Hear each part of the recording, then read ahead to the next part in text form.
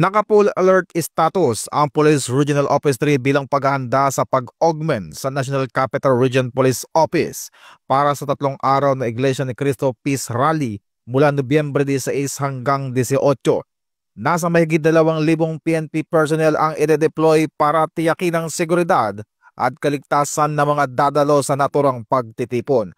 Ayon kay Police Regional Office 3 Regional Director Police Brigadier General Ponce Helio Peñones Jr., handa ang kanilang hanay para sa maayos na implementasyon ng security plan. Dagdag pa niya, ang INC community ay kilala sa pagiging mapayapa at disiplinado, kaya't ang kanilang presensya ay nakatuon sa pagpapanatili ng kaayusan at seguridad sa lahat ng mga makikilahok.